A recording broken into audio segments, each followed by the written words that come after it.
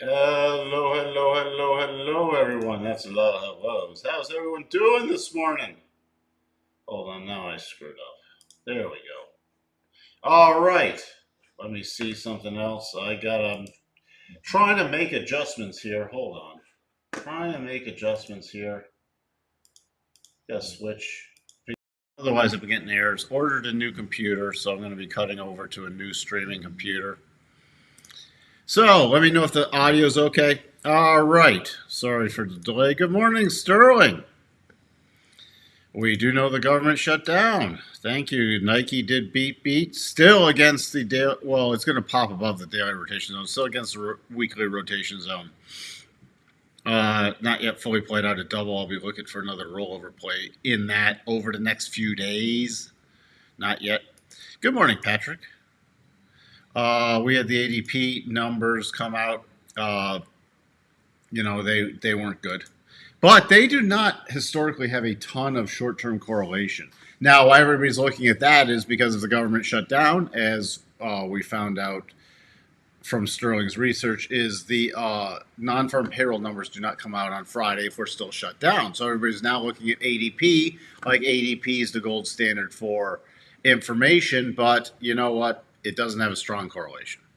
Now, it was revised. It is getting weaker, like the numbers, like the non-FAR numbers, which were again revised down bigly.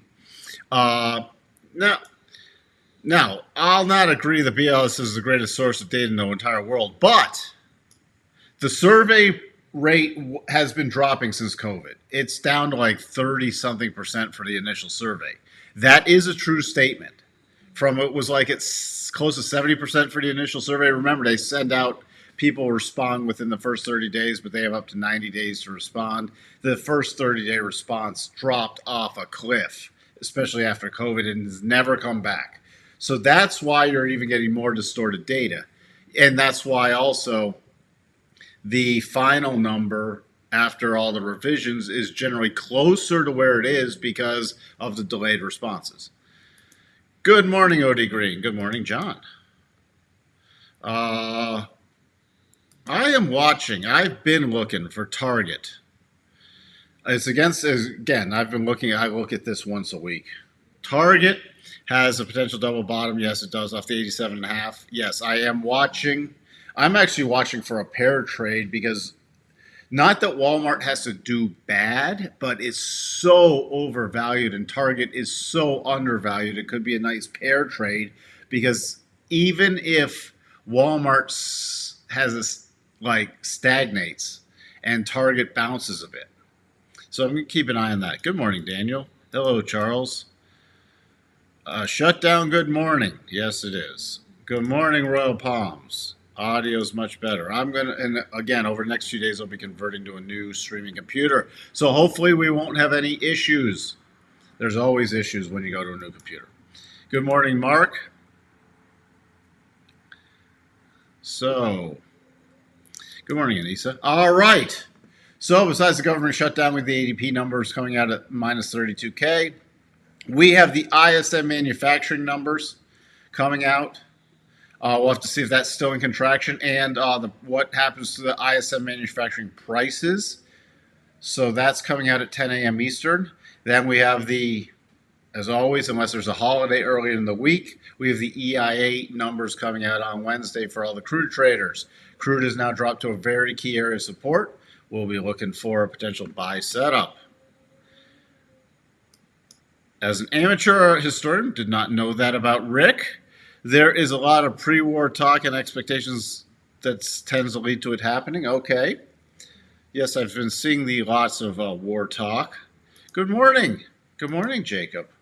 We shall see, won't we? Maybe it's in the energy. That, we don't want war, but let's see what happens. Oh, boy. Would the market rally off of that, too? All right. So, there's your Nike right there.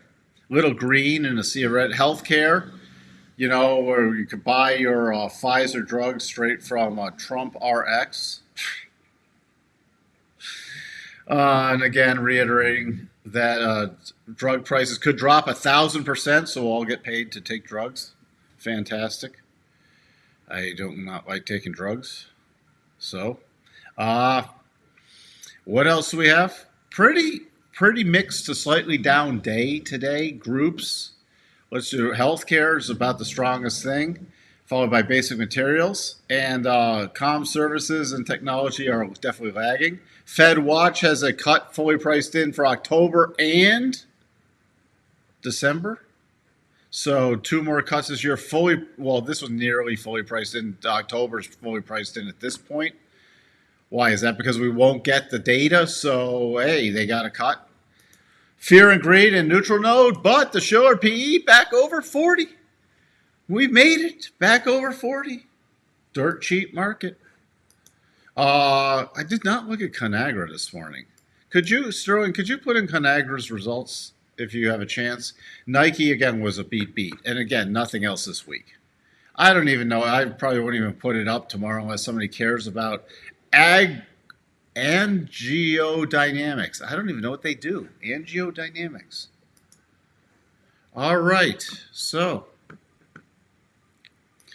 if all else fails, turn to a war economy and AI as well. What should we have AI running the war? My OD Green. Oh, geez, come. How do you lock this? I've tried multiple things. I've talked. How do you lock this? If anybody has a Mac, tell me with multiple screens how you lock the menu bar at the bottom. I hate when it jumps screens. My favorite drugs are sunshine, sleep, and one ingredient foods and exercise. One ingredient foods. Is that like, so you can have a steak? Can you season a steak, OD Green? Can I cook my eggs in some butter?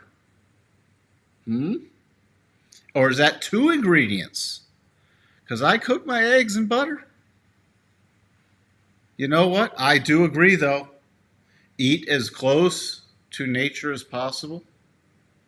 Get rid of the processed crap. All right? Way to go for the health. Way to go. Don't get hooked on the medicines unless you desperately need it. Last resort. All right, Conagra, beat, stock up 1.9 cents. Thank you. So, Whole Foods, boil them. Boil what? Eggs or steak? Hope you're not boiling your steak. Please don't boil your steak. You know, I don't mind boiled eggs. I really like, you know what I love making with boiled eggs? I love making a really good egg salad, though. That has more than one ingredient, but it's still not, you know what? You make some homemade mayo, you make some hard-boiled eggs, you get some really good dill pickles, some really good all-natural dill pickles, chop them up, make them into, oh boy. Oh boy. Now, see, that is more than one ingredient. Can I not eat that anymore? All right. Do not boil steak.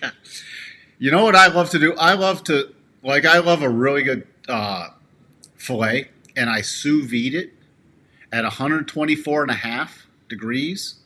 124.5 degrees in the sous vide. Then I flash sear it on the grill. I flash sear it on both sides on the grill. Comes out perfectly. The little salt, pepper, and garlic on top. Then I flash sear it. And oof. Wow. Now that's some good eating. You're boiling your eggs. All right. Oh. Light sodium seasoning. Rick is what I meant to say. Oh boy. All right. We've turned it into a food channel. Speaking of food, we got Conagra. Conagra triggered a daily percent beat buy yesterday, so there's a weekly potential double bottom in place. There you go. Sterling, take the channel, please. Can you run the channel? Can I get a week off? Sterling's going to take the channel. Sterling, you need to take a week off from your job and then run the channel for a week for me. Because you are, man, and I know other people have learned the stuff too, and I'm not saying this is the only way to do it. But you know what? If you can incorporate some things into your methodology, it might help. All right. Sam says grass-fed fillets that are off the charts at 12 degrees. What do you mean at 12 degrees? Oh, there we go. 120. I'm like 12 degrees? How are you eating your steak, Rick? 125. See, I'm at 124 and a half, but once I sear it, it rises the temperature a bit. Oh, you got right there. Right there. Oh, man. Boiled peanuts. You're afraid from what? You're afraid your hair might fall out from what? From taking over for a week? Daniel loves some boiled peanuts. All right. Well, this is beautiful. Here's the levels. Here's the levels. So, again, the initial reaction was government shutdown like the sell. Okay, whatever. But it made the NASDAQ has, oh my goodness, such a good setup. But here's the levels I'm looking at. Again, we had our little 1 hour double yesterday. It spiked up, playing out the double, dropping back down now. Going into the open, here's my levels. 67.15 for a breakout potential. Breakdown 66.96 area. It's got to turn that into resistance. We drop below there. Key line in the sand is the 66.80 area. We spiked down there before. We spiked down there with the shutdown. That's key. We start getting in below there, then it gets real interesting because, as I said, and I'm not bearish yet, but we start getting below 66.55 area, 66.60, then I'm looking for possible to breakdown play and the front run to the double. Other than that, the trend, sorry for jumping around, where does our rotation zone still hold us? The trend is still up, is it not? So, unless we start breaking some of these key supports and then eventually trigger this still valid potential double top, I gotta stay in neutral to bull mode. Neutral to bull, favoring the breakouts if we get setups. All right, this could be a little percent B 4 hour buy with a long tail. It's got to follow through above the 67.15 area, though, and it hasn't officially triggered yet. Something I'm keeping an eye on. All right.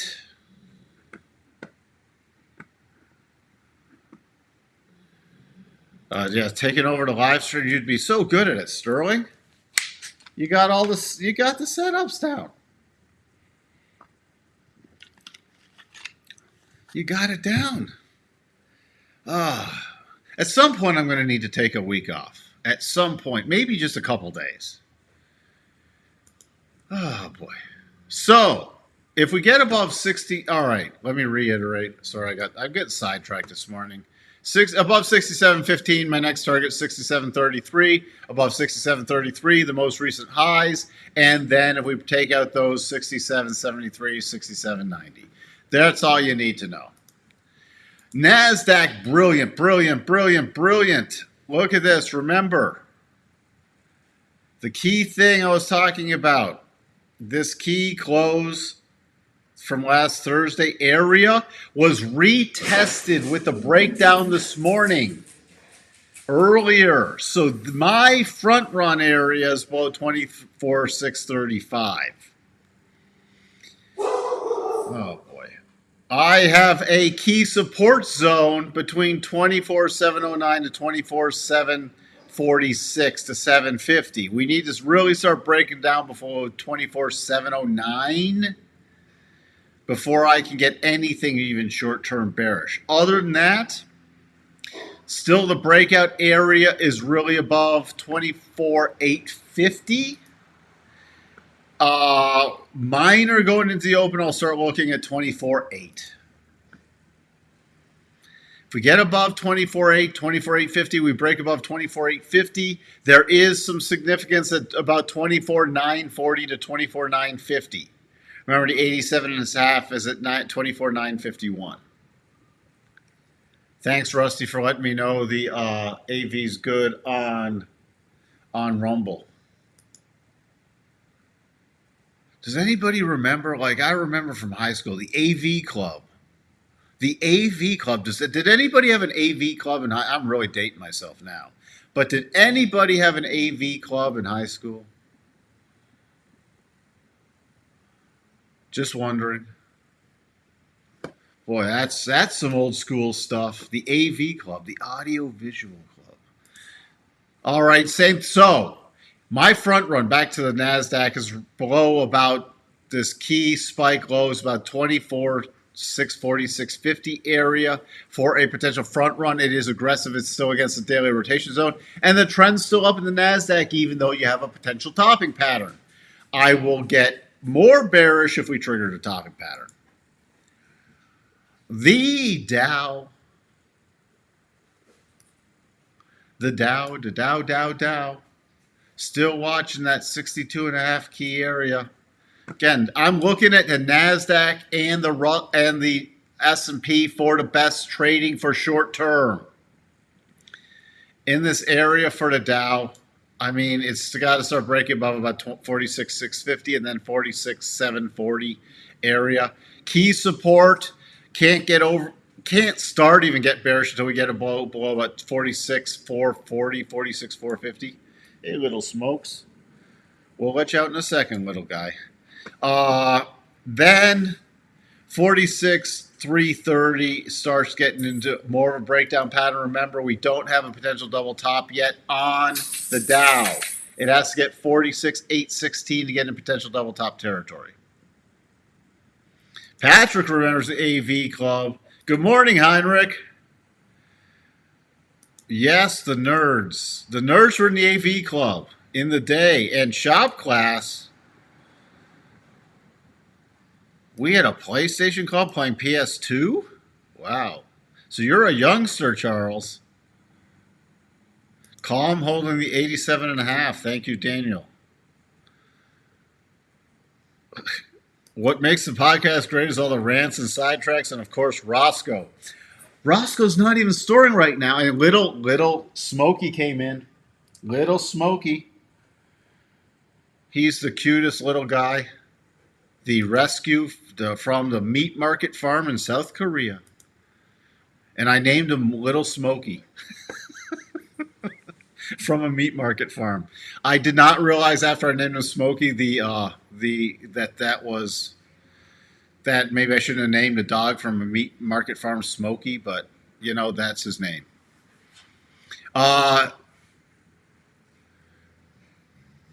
So I'm getting really sidetracked today. Come on, the government shutdown. You got to get sidetracked. The Russell. Coming down, testing the bottom of the rotation zone. Still not invalidating the potential double top after hitting the first and second targets. But can't get overly bullish until above about 24.65. And then it's got to close above 24.73. Breakdown, if we do get below the rotation zone, I'll start watching for the last targets and the breakdown play in the Russell. I started trading 1 year before you were born. Oh, now you're making me feel really old. Really old. All right. So, the VIX. Well, we government shut down and popped up a little. Interesting to see this, though. The VIX is slowly climbing. Pullbacks are slightly getting higher. By the way, technically from that silly 1 hour double bottom, it's still not, I don't think it's technically invalidated because it never hit the first target and it's not technically invalidated. Interesting enough. All right, the DAX, we've tested key support a couple times now, breaking out. I'm starting to look now continued for some up moves in the DAX. Yields dropping after as Sterling said, after the ADP numbers. I'm still watching for a buy setup, but very patient now. I will stop looking for it if we close below 4.067. All right. Hold on, I'm getting some text related to family stuff. Sorry about that. Crude. Watching to see where it closes today. The only thing on a super aggressive would be it would take a massive rally for percent B buys. Other than that, we do have a little mini potential double bottom. But it would need to get above 62.40 on a 1 hour basis to trigger. And that's only a 1 hour pattern. That's the only thing. Other than that, hands off. I'm going to be watching to see where it closes today. Oops, hit the wrong. Where it closes today. Gold continues. Again, we're getting bought, but we still have the waning momentum. I'll be looking at potentially today's low tomorrow for a trail for short-term stuff. Hold on. Sorry about that. And again, key support back to about 38.25. We are very overextended still, but don't have a major topping pattern besides potential exhaustion moves. Silver, we played out. This is why, again, little mini double. First and second targets hit, and then bouncing back up. That's why I said don't be shortened. Just look for pullback plays.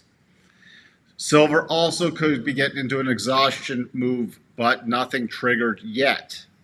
Copper still holding up. Right now, I'm keeping an eye on this very key support area right around 41.80. Platinum, again, would not short, but coming back down. All targets hit on platinum and bouncing. Okay. We do little mini double, and we don't have a major top pattern yet, but I'm paying very close attention to yesterday's low. Again, not for a short, because that comes into the daily rotation zone. Dollar index, going to still be looking for a potential buy setup on here. It did. I want to really watch to see where it closes today in relation to 97.20. Euro, again, spiking above the key little resistance level now, dropping back below it. I'm still watching for potential rollover plays. We'll be paying attention to today's low, potentially for tomorrow. That's where we sit there. Again, if we start closing back above here, then I'll be patient. Spiders, same thing. Trend still up, slight gap down today. 663.26 on a rally, 666.18 for the gap fill. Then the next target area is the recent highs. Key support in the S&P still 661.75 area. So on any pullback, that's very key support. The Qs, slight gap down. So for the gap fill, 637 would be for the gap fill. The key, very key level you see here. Key closed back on the 24th. Nearly the close on Friday and retested yesterday. So that's a significant level. 596 to 596.10 is key support.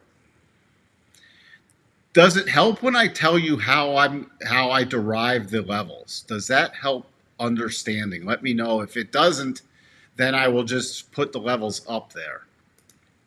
Bitcoin, now back to patient, not looking as aggressively for a short just yet. We're running into some risk assets again, and Ethereum also trying to regain and holding the key support. Going to be patient. Still, the double's not invalidated yet, but being a little patient because we have crypto's getting pumped again. Tesla, retesting key support. Again, they'll probably have good delivery numbers because the EV credits are no longer as of yesterday. So this is going to make their last quarter delivery number much better than expected, pulling forth. So I wouldn't be surprised if they beat, again, the sell side has Tesla estimates very low. I think it's 425K, so I think they'll beat that easily. So would not be surprised to see a pop. Again, you got to get Elon back to the richest man in the world with 0-day expiration options. Here's something else. We still have a potential double bottom in Broadcom unless we trade below 323.80. What else? You had Calm. You had Calm. Which, now Calm does have a little mini potential double bottom. The harmonics I would be using are these harmonics right here. It has closed above the 62.5. The trend is still down, so the only bullish thing would be if it triggered that potential double bottom. Otherwise, I'd be looking for targets. Well, it looks like it's going to gap down. 91.60, so no more potential double bottom. Missed that. No more of that. And so the magnet price is 85.41.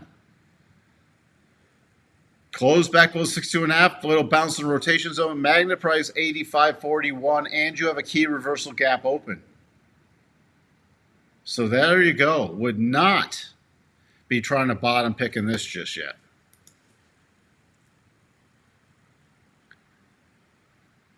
What else? Hey, you have planes, helicopters flying around there? Yeah, I live not too far from a little mini private airport. So, what else have I missed? Can you check and see if the structure in Reddit is valid? Sure.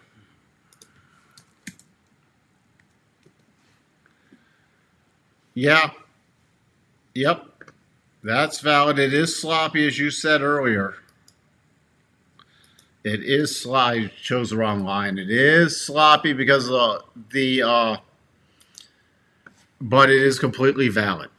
That is a completely valid pattern, and it's reversing enough of a move. We can see it now. You also have ChatGPT, the stuff out that they're not trading as much on Reddit, which I don't know how Reddit was ever a source of valid information. But that is a completely valid pattern. Why did it? Oh, hold on. Hold on.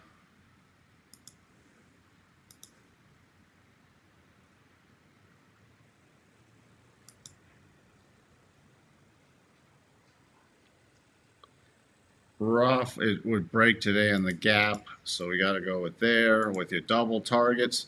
Look at that. Look at that. To the prior key resist. Now what would be key resistance? You got a gap fill, you got the 200, and you got the head and shoulders targets. So there you go. Again, does not change the probabilities, but it is really nice. That's a really nice target area over the next few weeks to couple months for Reddit. Look at that. This mumbo jumbo technical analysis. All right. Pound US dollar, dark screen. Pounds US dollar. There it is. Pound US dollar, again, key support. Key support still on the weekly. It's waning momentum. So you know what? It really caught in a trading range on any bounce. Your key resistance is 136. 136 key resistance on this. So it's still caught in a trading range, a little breakdown, little breakout, but still, I'd be troll trading support resistance against that. XLV daily.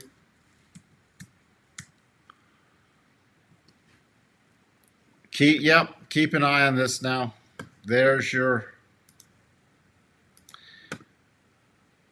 You got some gaps still left behind. Let's see on the short-term harmonics.